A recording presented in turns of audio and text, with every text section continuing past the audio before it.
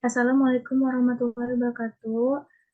Kami dari kelompok 5 ingin mempresentasikan hasil diskusi mengenai perancangan ulang tempat tidur lansia sebagai upaya mengatasi penyakit degeneratif menggunakan pendekatan partisipatori dengan studi kasus Panti Lansia Madania Potorono.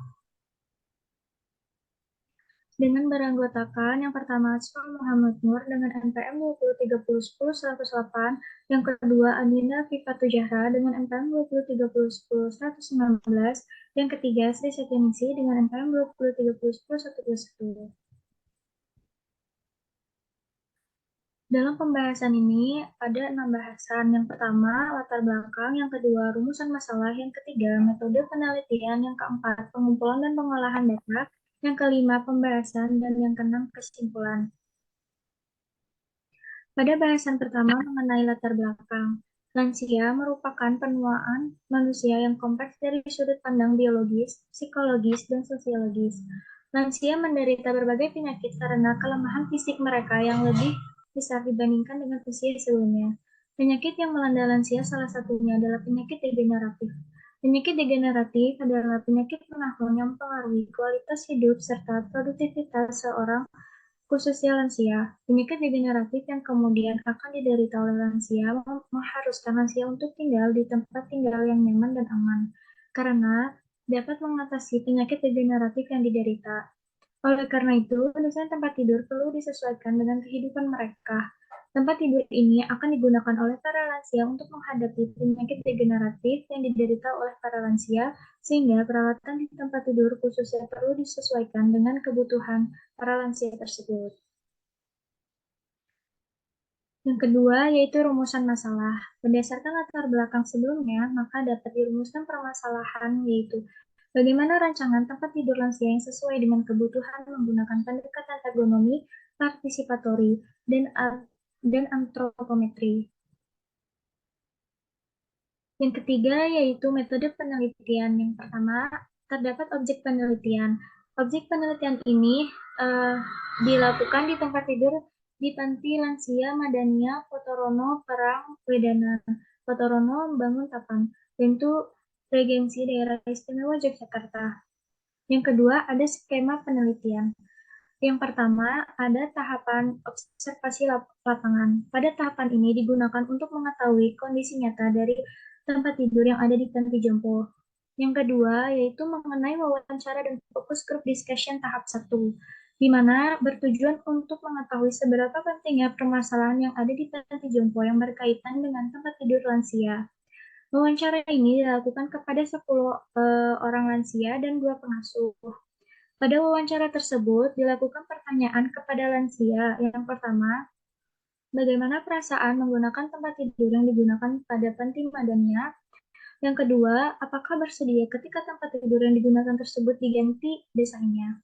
Langkah ini digunakan untuk mengetahui keluh kesah yang dirasakan oleh lansia pada panti jompo terkait tempat tidur yang digunakan.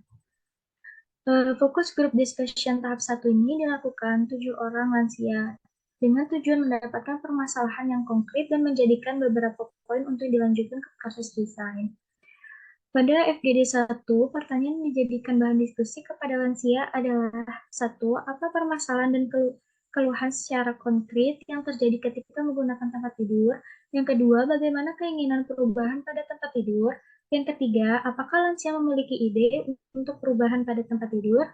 Setelah mendapatkan permasalahan, FGD tahap 1 ini dilakukan untuk mendapatkan usulan perbaikan sasaran dari masing-masing lansia yang hadir pada fokus discussion ini. Selanjutnya yaitu penentuan permasalahan. Pada penentuan permasalahan ini ditentukan melalui observasi langkah wawancara serta FGD tahap 1. Permasalahan tersebut kemudian akan menjadi dasar pada perancangan tempat tidur sehingga sesuai dengan kebutuhan serta keinginan dari lansia. Selanjutnya, pada tahap perancangan desain produk. Pada perancangan desain produk ini, setelah mendapatkan permasalahan dari wawancara dan FGD 1 ini, melakukan perancangan desain produk. Dilakukan dengan 3G atau 3 dimensi sehingga dapat divisualisasikan dari berbagai arah Perancangan desain produk sudah ditentukan atribut atau fitur yang ditambahkan sehingga dapat memudahkan untuk pembuatan desain 3D. Selanjutnya, tahap fokus group discussion 2 dan perundingan usulan desain. Pada tahapan ini dilakukan untuk melakukan evaluasi dari perancangan desain produk yang sudah dibuat. FGD tahap 2 ini bertujuan untuk memberikan alternatif model produk yang sudah dirancang. Pihak-pihak yang terlibat itu sebanyak 10 lansia dan 3 pengawas, serta dibantu dengan pengarahan dari para ahli. Evaluasi tersebut bertujuan untuk memperbaiki dan penyesuaian desain usulan sehingga dapat menyempurnakan dan meningkatkan kepuasan produk tempat tidur. Adapun pertanyaan dari FGD kedua ini, yaitu yang pertama, bagaimana usulan dan evaluasi dari rancangan yang telah dibuat? Yang kedua, apakah ada penambahan ide dari rancangan yang telah dibuat?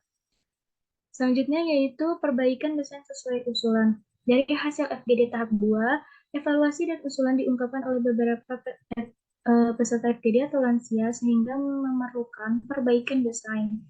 Perbaikan desain dilakukan sesuai dengan usulan yang ada sehingga desain produk yang dirancang akan sesuai dengan keinginan dari pengguna atau lansia.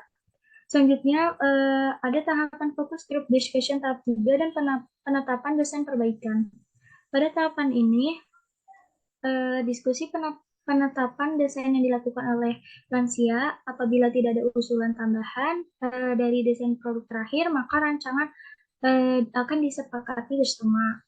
Selanjutnya yaitu melakukan penentuan data antropometri. Data antropometri ini yang digunakan yaitu yang pertama lebar sisi bahu untuk pengukuran pada lebar kasur, lebar dipan, tempat tidur, dan panjang meja. Yang kedua ada tinggi badan digunakan untuk melakukan pengukuran pada panjang kasur dan panjang dipan tempat tidur. Yang ketiga ada tinggi litel digunakan untuk melakukan pengukuran pada jarak kasur ke lantai atau ke bawah. Yang keempat, ada tinggi siku posisi duduk digunakan untuk perhitungan jarak rak buku ke bawah, sandaran dipan, tinggi kaki meja, dan tinggi alat bantu bangun.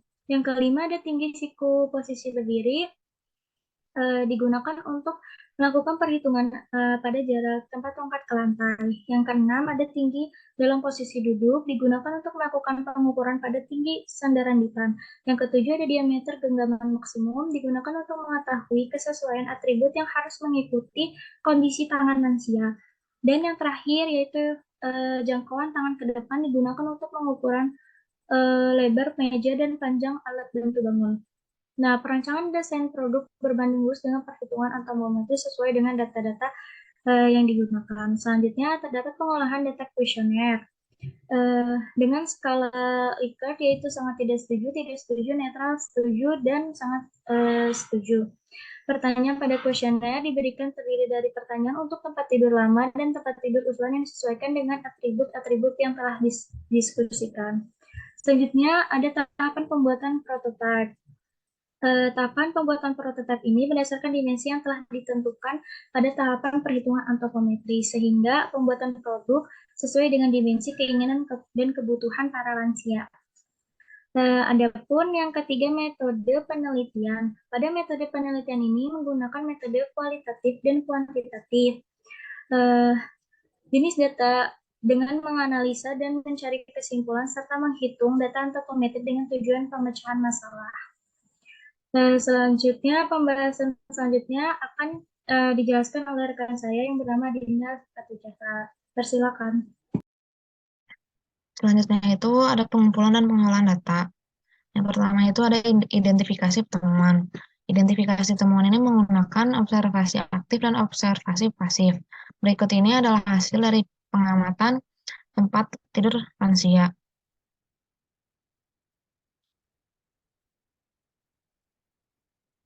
Pada identifikasi temuan ini dapat disimpulkan itu pada kasur itu didapatkan temuan dipen yang rapuh dan menggunakan kasur busa. Pada item meja itu temuannya itu tidak bisa digunakan untuk makan. Pada item rak itu temuannya barang-barang tidak diletakkan pada rak dan tidak adanya cukup ruang. Yang kedua itu ada identifikasi kebutuhan. Hasil identifikasi keluhan dan keinginan lansia jadikan acuan dalam membuat usulan desain awal tempat tidur lansia. Berikut merupakan rekapitulasi keluhan dan keinginan lansia berdasarkan hasil wawancara FGD 1. Yang pertama itu ada keluhan tempat tidur yang terlalu sempit. Keinginannya itu pelebaran kasur tempat tidur. Keluhan kedua, tidak adanya meja untuk makan. Keinginannya itu menambahkan meja sebagai fitur. Yang ketiga, keluhannya tidak adanya tempat meletakkan barang. Keinginannya itu menambahkan rak sebagai fitur. Yang keempat, keluhannya tidak adanya tempat untuk meletakkan tongkat. Keinginannya itu menambahkan tempat tongkat dan kruk. Keluhan yang kelima itu membutuhkan ruangan yang besar. Keinginannya eh, fitur yang ditambahkan digabung dalam satu tempat tidur. Dan yang keenam, keluhan tidak adanya dipan. Keinginannya itu untuk menambahkan dipan untuk kasur. Berikut ini merupakan pengajuan usulan desain. Pengajuan pada gambar tersebut adalah pengajuan rancangan awal desain tempat tidur lansia dalam bentuk 3D.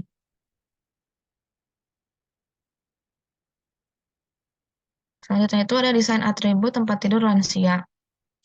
Desain atau fitur yang ditambahkan pada rancangan berdasarkan hasil diskusi pada wawancara dan FGD 1 berdasarkan keluhan lansia membutuhkan ruangan yang lebih besar. Meja lipat pada fitur yang digunakan karena lansia membutuhkan meja untuk makan. Rak buku pada fitur digunakan untuk meletakkan barang. Lansia memiliki buku atau kacamata yang biasa diletakkan di sebarang tempat di dalam kamar sehingga pembuatan rak buku ini digunakan untuk meletakkan barang. Lalu pada tempat tongkat ini ditambahkan menjadi satu dengan tempat tidur dikarenakan 6 dari 12 lansia membutuhkan tongkat untuk berjalan. Kemudian tempat tidur pada desain usulan juga akan mengalami perubahan ukuran sesuai dengan keinginan pelebaran pada kasur. Selanjutnya itu ada evaluasi desain usulan. Proses evaluasi desain usulan ini menggunakan pendekatan ergonomi partisipatori dengan melakukan FGD 2 sehingga dapat melibatkan semua pihak terkait. Evaluasi yang pertama itu tempat tongkat yang tidak fleksibel. Solusinya itu mengubah bentuk tempat tongkat sehingga bisa digunakan untuk kruk dan juga tongkat. Evaluasi kedua, terdapat meja makan, belum ada tempat untuk meletakkan minum. Solusinya itu menambahkan fitur tempat minum. Evaluasi yang ketiga itu alat bantu bangun. Solusinya menambahkan fitur alat bantu bangun. Berikut ini adalah desain ulang tempat tidur lansia. Ada tampilan samping, tampilan depan, dan tampilan dari atas.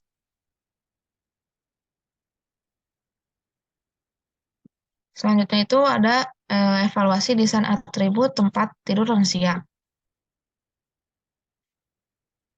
Atribut atau fitur pada meja lipat dan rak buku tidak mengalami perubahan. Namun berdasarkan evaluasi tempat tongkat, desain sebelumnya tidak fleksibel karena hanya bisa digunakan oleh tongkat saja. Pada tempat tongkat, desain usulan dapat digunakan untuk meletakkan tongkat dan kruk. Berdasarkan evaluasi, lansia membutuhkan alat bangun yang digunakan untuk membantu lansia dari posisi tidur menjadi duduk. Lalu fitur selanjutnya itu adalah tempat minum. Berdasarkan evaluasi, tempat tidur memiliki meja lipat, namun belum ada tempat untuk meletakkan minum, sehingga ditambahkan fitur tempat minum agar melengkapi evaluasi dari lansia.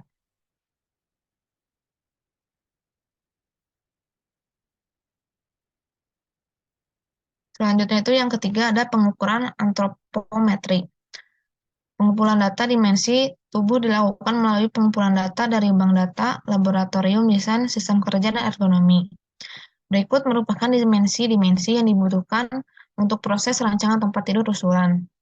Yang pertama itu ada lebar sisi bahu, yang kedua ada tinggi badan, yang ketiga ada tinggi popliteal, yang keempat ada tinggi siku posisi duduk, yang keempat ada tinggi siku posisi berdiri, yang keenam ada tinggi dalam posisi duduk, yang ketujuh ada diameter genggaman maksimum, dan yang terakhir itu ada jangkauan tangan ke depan. Penjelasan selanjutnya akan dijelaskan oleh rekan saya yang bernama Asfa Muhammadur. Untuk pembahasan selanjutnya yaitu eh, mengenai hasil nilai persentil, di mana eh, hasil ini didapatkan dari perhitungan persentil yang telah dilakukan dengan nilai persentil yang digunakan yaitu persentil 5, persentil 50, persentil 95, dan juga dilengkapi dengan standar deviasi. Kemudian hasil tersebut juga diketahui untuk diameter genggaman maksimum dan jangkauan tangan ke depan yang diukur pada jenis kelamin laki-laki dan perempuan. Kemudian ada visualisasi pengukuran tempat tidur usulan, di mana terdapat beberapa hal yang diperhitungkan yaitu ada panjang kasur, lebar kasur, panjang tempat tidur, dan lebar tempat tidur. Kemudian eh, untuk tampilan selanjutnya terdapat beberapa pengukuran dilakukan seperti jarak tempat tongkat ke bawah, tinggi kaki meja, panjang meja, lebar meja, dan diameter kaki meja. Kemudian untuk pembahasan yaitu terdapat analisis keluhan dan keinginan lansia, di mana eh, terdapat beberapa atribut yang difokuskan dalam perbaikan rancangan, yaitu sebagai berikut. Yang pertama ada pelebaran kasur tempat tidur, menambahkan meja sebagai fitur, menambahkan rak sebagai fitur, menambahkan tempat tongkat dan kruk, menambahkan dipan untuk kasur, dan fitur yang ditambahkan digabung dalam satu tempat tidur. Yang kedua ada analisis keluhan dan keinginan lansia, di mana eh, dalam perbaikan ini difokuskan pada atribut atau fitur yang diantaranya yaitu meja lipat yang melekat pada sisi tempat tidur, rak buku pada sandaran dipan, tempat tongkat pada sisi samping tempat tidur, alat bantu bangun pada tempat tidur, dan juga tempat minum. Kemudian ini adalah perbandingan daripada desain tidur sebelumnya dan desain tidur usulan. Yang dapat juga dilihat dari samping.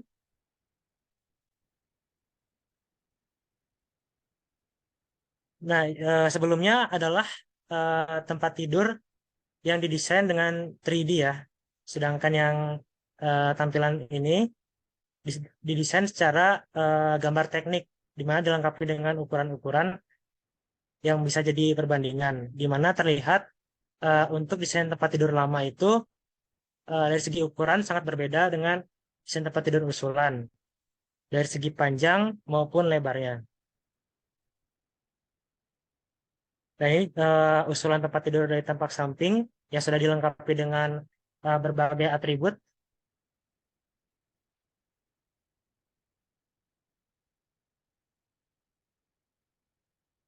Maka kesimpulan daripada penelitian ini yaitu eh, desain tempat tidur di Panti Pandanian Potonoro yang sesuai dengan kebutuhan pada lansia berdasarkan hasil partisipatori adalah dengan menambahkan fitur atau atribut meja lipat, rak buku, tempat tongkat, alat bantu bangun, dan tempat minum.